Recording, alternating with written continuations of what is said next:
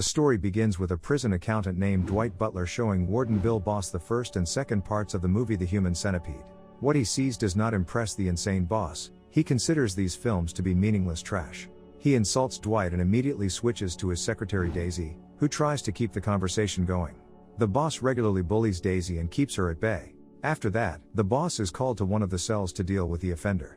Dwight tags along with the warden and says that compared to other U.S. prisons, their prison has the highest turnover, violence, and medical costs. They must change the situation as soon as possible, otherwise the governor will fire them. But the boss doesn't want to hear anything. As the boss walks down the corridor, all the prisoners curse him.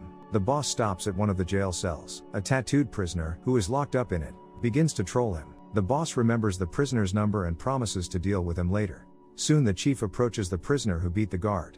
Upon learning that the prisoner is right-handed, the boss breaks his right hand. Dwight asks the chief not to get carried away so as not to increase medical expenses. Boss and Dwight return to their office. The chief measures his pressure and freaks out because it is too high. Dwight proposes to still discuss ways to reduce prison costs. He found some ingenious solution to all the problems, but the boss does not allow him to speak. The warden says the current prison system is too lenient. Boss considers the Inquisition to be the ideal of justice. One of the prisoners calls the chief and says that he managed to escape from the cell. Now he is heading to the boss's office to punish him. The distraught chief is terrified of the prisoners. He closes the door to the office and hides under the table. Then Dwight grins and finds out that the prisoner did not break out of anywhere. He just used his monthly phone call to scare the boss. The angry warden crawls out from under the table and promises to punish the offender. Soon this prisoner, a Native American by nationality, is brought to a special cell. He is tied to a table. The boss and the prisoner have a verbal fight. After that, the boss orders the guards to bring several buckets of boiling water. When boiling water is delivered to the cell, the boss covers the prisoner's face with a towel and pours all 3 buckets on it. The prisoner remains alive. After that, the boss returns to the office. The governor of the state comes to see him. For the sake of the guest, the boss tries to restrain his evil nature. As Dwight predicted, the governor is unhappy with the cost of the prison. In addition, he condemns the methods used by the boss, because it spoils his election campaign. The governor promises to return in 2 weeks and fire the boss and Dwight if things don't change for the better in the prison.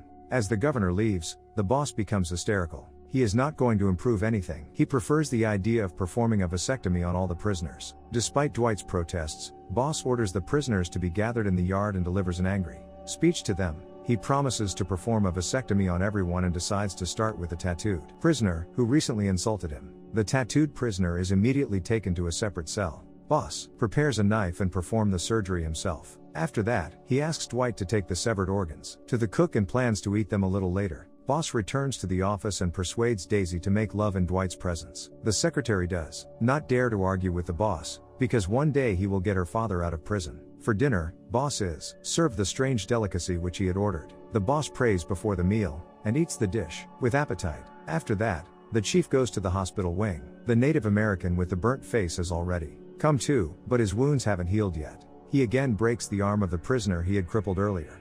Also, boss continues to mock the tattooed prisoner. But the prisoner does not give up. He threatens boss with revenge. Dwight asks the chief to pay attention to the fact that vasectomy does not make the prisoners more submissive. In the evening, the boss gets drunk and threatens everyone with a weapon. He is upset that the vasectomy did not produce results. Taking the opportunity, Dwight finally conveys to the boss the idea to make a human centipede out of all the prisoners. To do this, you need to sew the mouth of one criminal to the ass of another and connect everyone in a chain.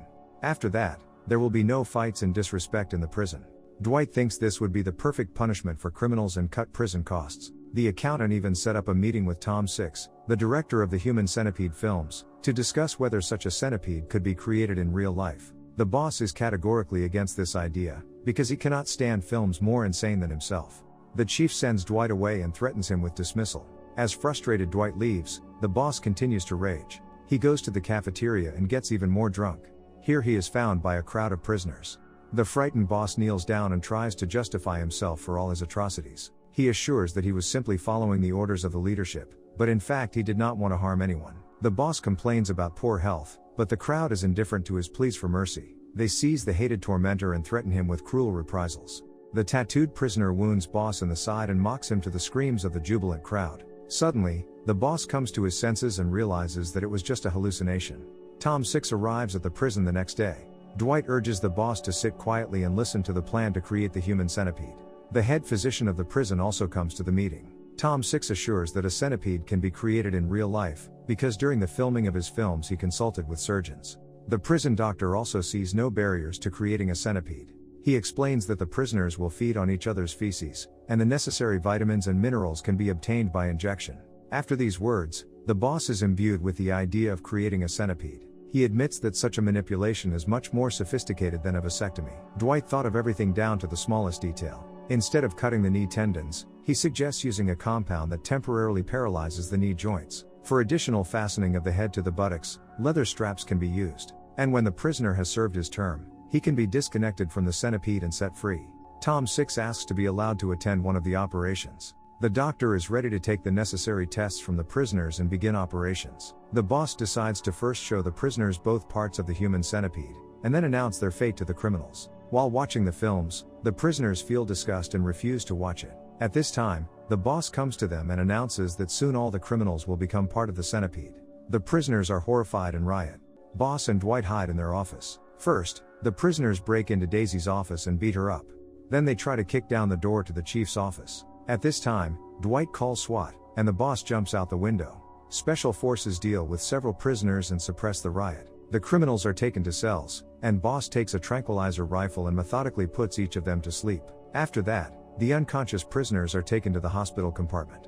The chief enjoys what is happening. The doctor informs that the surgeries have already begun and asks boss to decide the fate of the prisoners who have health problems. So, the chief orders that the mouth of the tattooed prisoner to be sewn to the butt of a prisoner with incessant diarrhea. Another prisoner has an intestinal stoma that will prevent him from becoming part of a centipede. Not wanting to better understand it, boss gets rid of him. Afterwards, boss and Dwight visit Daisy, who is still unconscious. Boss is aroused by the sight of the girl, and he begins to pleasure her. Boss and Dwight return to their office. They watch the latest operations through binoculars and rehearse a meeting with the governor. In this case, Dwight plays the role of the warden, and boss, the governor. The men act out a skit in which the governor allegedly declares that for the creation of a human convict centipede, boss is destined for a place in the Hall of Fame along with Neil Armstrong and Muhammad Ali.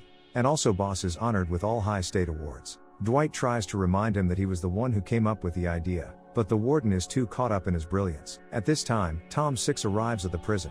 He can't wait to see the operation in real life. On the way to the hospital wing, boss, 6 and Dwight pass by the cell of a prisoner who is already eating his own feces. Boss shoots this prisoner because he doesn't want anyone to feel good in the centipede. All surgeries are already coming to an end, but 6 still manages to watch one of them.